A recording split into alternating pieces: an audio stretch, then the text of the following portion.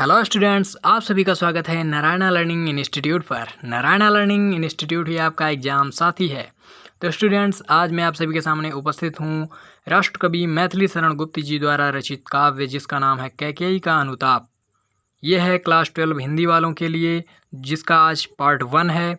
इस वीडियो में आप क्या जानेंगे? आप जानेंगे कविता का प्रसंग जानेंगे, संदर्भ जानेंगे उसका और उसका अर्थ सहित व्याख्या, और उसका आप जानेंगे काव्यगत सौंदर्य जो होता है, यानी कि काव्य का जो जिसमें भाव पक्ष होता है कि रस क्या है, भाषा क्या है, अलंकार क्या है, उसका गुण क्या है, उसकी शब्द शक्ति क्या है, शैली क्या है, छंद क्या है, ये सारी चीज़ें आप इस वीडियो में जानने वाले हैं। अगर आप चैनल पे नए हैं तो चैनल को सब्सक्राइब करके बेल आइकन को प्रेस कर लें, ताकि जो अगला पार्ट आए वो आपके पास सबसे पहले पहुंचे और आपकी तैयारी और बेहतर बन सके। तो चलिए इस वीडियो में देखते हैं पहला पद्यांश क्या है जो मोस्ट इम्पॉर्टेंट है।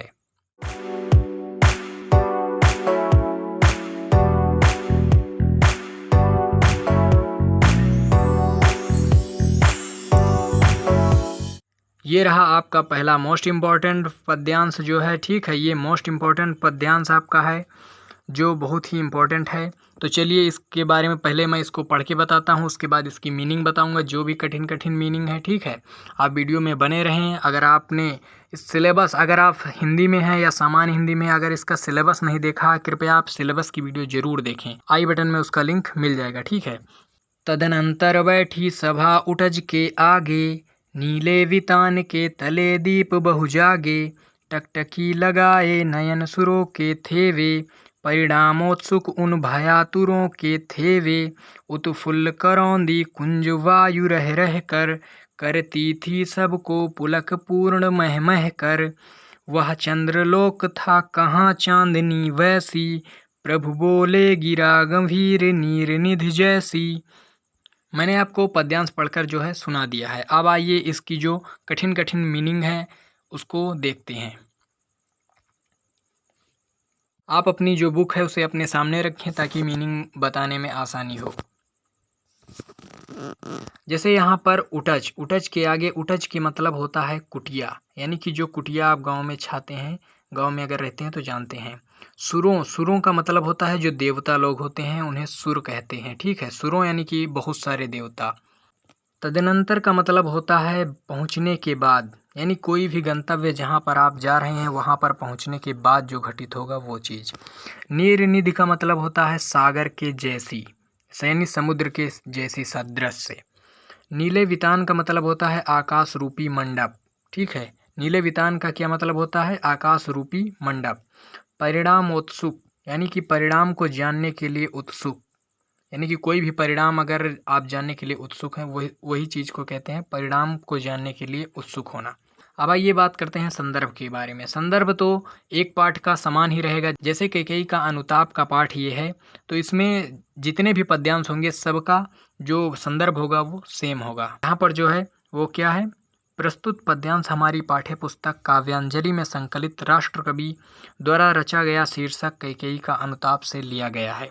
यानी कि इसमें आपको क्या याद रखना होता है? दो चीज़ें आपको मोस्ट इम्पॉर्टेंट संदर्भ में याद रखनी होती हैं। वो है आपको पाठ का नाम याद रखना होता है, और दूसरा क्या होता है? दूसरा जो कवि जिसने उस पद्यांश को रचा है उसको याद रखना होता है, यानी कि उस लेखक या कवि का आपको नाम याद रखना होता है। राष्ट्रकवि यहाँ पर मैथिली शरण गुप्त जी हैं, ठीक है। यहाँ पर जो है राष्ट्रकवि के आगे मिसप्रिंट हो गया है, ठीक है। यहाँ पर राष्ट्रकवि मैथिली शरण गुप्त जी हैं, ठीक है। यानी कि आपको फिर से मैं पढ़ के सुना देता हूँ। प्रस्तुत पद्यांश हमारी पाठ्य पुस्तक काव्यांजलि में संकलित राष्ट्रकवि मैथिली शरण गुप्त जी द्वारा रचित शीर्षक कैकेयी का अनुताप से लिया गया है। अब आइए बात करते हैं प्रसंग की। प्रसंग जो इसका होगा वो एक पद्यांश का एक ही प्रसंग होगा, ठीक है। यानी कि अलग अलग जो पद्यांश आएंगे तो अलग अलग उसका प्रसंग भी होगा। प्रसंग का मतलब होता है उसका निचोड़, यानी कि जो आप व्याख्या लिखते हैं उसका भी निचोड़। आप समझ गए कि प्रसंग क्या होता है। तो आइए बात करते हैं प्रसंग के बारे में। प्रस्तुत की गई पंक्तियों में कवि ने पंचवटी की प्राकृतिक दृश्य का बहुत ही मनोहर वर्णन किया है। यह दृश्य उस समय का है जब भरत सहित अयोध्या के वासियों को श्री राम से भेंट करने हेतु रात्रि सभा का आयोजन किया गया था।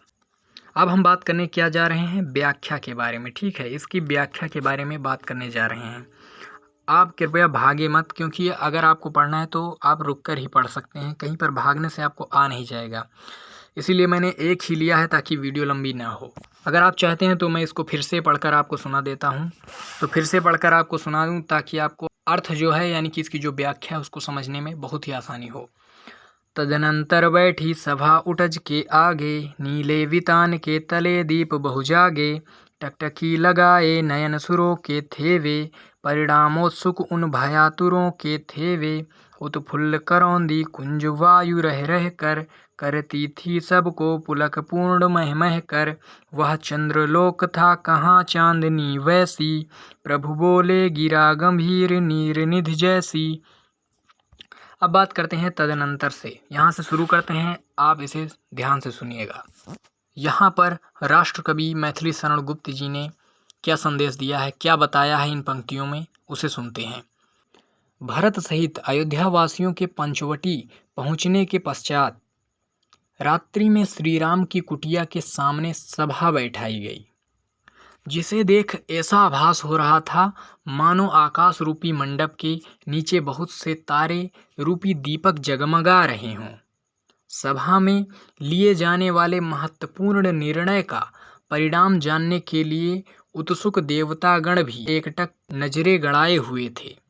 सभी लोग इस बात को लेकर भयभीत थे कि कहीं भरत के आगमन का श्री राम कुछ और ही अर्थ निकालकर कोई कठोर निर्णय न कर लें।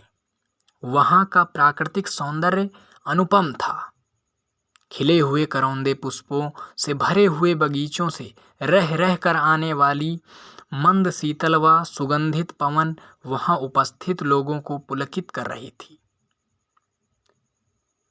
वहाँ ऐसी मनोहर चांदनी छिटक रही थी जिसका अन्यत्र मिलना दुर्लभ था, यानी कि जिसका और कहीं पर मिलना दुर्लभ है। वह सभा चंद्रलोक सी, यानी जहाँ पर चंद्रलोक यानी कि जहाँ पर चंद्रमा का स्थान है, उस जैसे पृथ्वी लोक होता है वैसे चंद्रलोक, वह जो सभा थी वह चंद्रलोक सी प्रतीत हो रही थी। अलौकिक दृश्यों से परिपूर्ण उस शांत सभा में श्री राम ने सागर सदृश अति गंभीर स्वर में बोलना प्रारंभ किया। अब तक आपने इतने चीज़ों का अर्थ जाना, ठीक है, इन सभी का अर्थ आपने जान लिया है। अगर आपको समझ में नहीं आया है तो कृपया कमेंट बॉक्स में बताएं कि आपको समझ में नहीं आया। अगर आपको समझ में आया है तो वीडियो को लाइक कर दें और कमेंट बॉक्स में एक अच्छा सा कमेंट लिखें। आइए अब इसका काव्य सौंदर्य जान लेते हैं, ठीक है, इसका काव्य सौंदर्य जान लेते हैं। इसका काव्य सौंदर्य जो है, अगर भाव पक्ष बात करें तो इन पंक्तियों के माध्यम से कवि द्वारा रात्रि के समय जो पंचवटी है उसके आश्रम के आसपास एक प्राकृतिक दृश्य का मनोहर वर्णन किया गया है। यानी कि मान लेते हैं भाव पक्ष वही है जो प्रसंग होता है, उसी से कुछ मिलता जुलता। अगर आप प्रसंग लिख लेते हैं तो आपको भाव पक्ष भी आसानी से लिखने में कोई दिक्कत नहीं होगी, ठीक है, आप उसे आसानी से लिख सकेंगे। अगर इसमें रस की बात करें, रस, ठीक है, रस, तो इसका जो रस होगा वो शांत रस होगा। इसमें देख रहे हैं ना एकदम शांत सभा बैठी है, इसी तरीके से तो इसका रस क्या हो जाएगा, शांत रस हो जाएगा। अब बात कर लेते हैं कला पक्ष की, यानी कि जैसे भाषा, अलंकार, गुण, शैली, छंद, शब्द शक्ति। तो इसकी जो भाषा है, इसकी भाषा जो है वो परिष्कृत खड़ी बोली है, और इसकी जो शैली है वो प्रबंधात्मक है। छंद है वो मालिनी है। अलंकार जो है इसमें उपमा है और रूपक एवं अनुप्रास है। तो इसी तरीके से अगर गुण की बात करें तो गुण इसका प्रसाद है, ठीक है, इसका गुण जो है वो प्रसाद है, और इसकी शब्द शक्ति अविधा एवं लक्षणा है। तो अब आपका पहला पद्यांश जो हुआ, प्रथम जो पद्यांश है आपका वो समाप्त हुआ, ठीक है। इतना ही चीज़ लगभग पूछा जाता है। अगर आप इसमें प्रश्न उत्तर भी देखेंगे तो प्रश्न उत्तर भी वैसे ही रहते हैं। अगर आप इसका अर्थ जानते हैं तो प्रश्न उत्तर आसानी से आप लिख सकेंगे। ये जो पूछा जाता है 5 प्रश्नों का पूछा जाता है, ठीक है। तो आशा करते हैं आपको ये जितना मैंने बताया है उतना आपको समझ में आया होगा। तो चलिए मिलते हैं नेक्स्ट वीडियो में, तब तक के लिए जय हिंद, वंदे मातरम।